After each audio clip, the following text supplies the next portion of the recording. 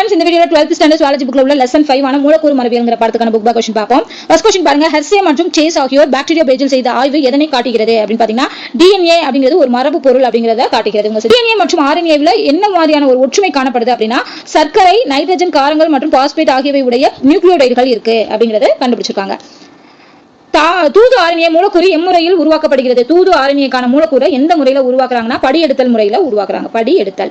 மனித மரபணு தொகுதியில் உள்ள மொத்த நைட்ரஜன் காரங்களோட எண்ணிக்கை வந்து எவ்வளவு பில்லியன் இருக்கும் அப்படின்னு பாத்தீங்கன்னா 3.1 பில்லியன் அளவு இருக்கும்.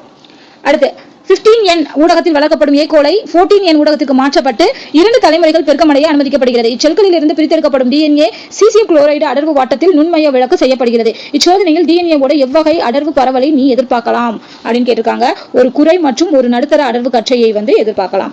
தொடக்க மற்றும் பின்தங்கும் DNA இலைகள் உருவாக்கத்தில் உள்ள வேறுபாடு என்ன அப்படின்னா DNA பாலிமரேஸ் நொதி வளர்ந்து வரும் இலையின் 3 முனை பகுதியில் மட்டுமே புதிய நியூக்ளியோடைடுகளை இணைக்கும். புரத சேர்க்கை நிகழ்ச்சி மைய செயல் திட்டத்தின் சரியான வரிசையை கண்டுபிடிக்க சொல்லியிருக்காங்க. புரத சேர்க்கை நிகழ்ச்சியில அந்த ஆர்டர் என்னன்னு கேட்காங்க. ஃபர்ஸ்ட் இரட்டிப்பாதல், அடுத்து படியெடுத்தல், அடுத்து மொழிபெயர்த்தல். இரட்டிப்பாதல், படியெடுத்தல், மொழிபெயர்த்தல்.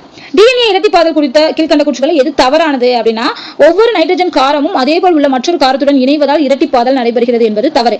ஹைட்ரஜன் பிணைப்பு உடைகிறதுனால DNA மூலக்கூறு பிரியுது, அது கரெக்ட். பாதி பழையன காத்தல் முறை இரட்டிப்பாதலால் புதிய DNA இலையின் ஒரு பழைய இலை வந்து பாதுகாக்கப்படுது. அடுத்து நிரப்பு கூறு கார இணைகள் ஹைட்ரஜன் பிணைப்பினால் இணைக்கப்பட்டுள்ளன. இதெல்லாம் கரெக்ட், இதுதான் தப்பு. இரட்டிப்பாதல் வந்து இந்த மாதிரி நடக்காது அப்படின்னு சொல்லியிருக்காங்க. அடுத்து புரோகேரியாட்டுகளில் நடைபெறும் DNA இரட்டிப்பாதல் குறித்த எந்த வாக்கியம் தவறானது அப்படின்னு கேட்டிருக்காங்க. ஏராளமான பாக்டீரியா குரோமோசோம்களில் ஒவ்வொன்றிலும் இரட்டிப்பாதல் ஒரே சமயத்தில் நிகழ்கிறது என்பது தவறு. DNA இரட்டிப்பாதல் ஒற்றை மூலத்திலிருந்து துவங்கும் என்பது சரி. DNA இரட்டிப்பாதல் அதன் மூலத்திலிருந்து இரு திசைகளில் நிகழும், அதுவும் சரி. ஒரு நிமிடத்திற்கு 1 மில்லியன் கார இணைகள்ங்கிற விகிதத்தில் இரட்டிப்பாதல் நிகழ்து, இதுவும் சரி. முதலில் பொருள் கண்டறியப்பட்ட கோடான் டேஸ் ஆகும். இது அமினோ அமிலத்திற்கான குறியீடு ஆகும் அப்படின்னு கேட்டிருக்காங்க. ஃபர்ஸ்ட் இதுக்கு வந்து UU, அடுத்து ஃபினைல் அலனைன் அப்படிங்கிறது. UU வரும். அந்த கோடான் இருக்கு இல்லையா, அதுக்கு பேர் முதலில் கண்டுபிடிக்கப்பட்ட கோடானுக்கு வந்து UU. என்ன அமினோ அமிலத்திற்கான இது வந்து எந்த அமினோ அமிலத்திற்கான குறியீடு அப்படின்னு கேட்டிருக்காங்க. Phenyl alanine. அடுத்து மெசல்சன் மற்றும் ஸ்டால் சோதனை நிரூபிப்பது எது அப்படின்னு பாத்தீங்கன்னா பாதி பழையன காத்தல் முறை DNA இரட்டிப்பாதல தான் மெசல்சனும் ஸ்டாலும் சோதனையில நிரூபிச்சிருக்காங்க. ரிபோசோம்களில் 2 துணை அலகுகள் இருக்குமா? அதுல சிறிய துணை அலகுகள் வந்து ஒரு டேஸ் இணைவதற்கான 2 இணைப்பிடத்தையும் பெரிய துணை அலகு என்பது டேஸ் இணைவதற்கான 2 இணைப்பிடத்தையும் கொண்டுள்ளன. ஃபர்ஸ்ட் இதுக்கு வந்து mRNA, ஓகேவா? அடுத்ததுக்கு வந்து tRNA.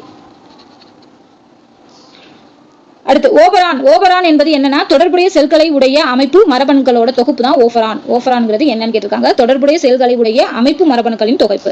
வளர்ப்பு ஊடகத்தில் லாக்டோஸ் இருப்பது எதை காட்டுகிறது அப்படின்னா இதுல என்ன சொல்லியிருக்காங்க? வளர்ப்பு ஊடகத்தில் லாக்டோஸ் இருப்பது எதை காட்டுகிறது? Lac Y, lac Z, lac A மரபணுக்கள் படியெடுத்தல் நடைபெறுதல் என்பது கரெக்ட்.